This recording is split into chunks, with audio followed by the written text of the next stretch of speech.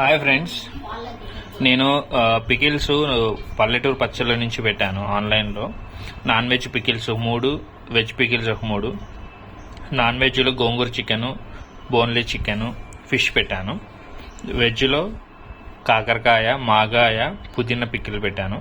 ఇప్పుడు నేను veg pickles try చేస్తున్నాను.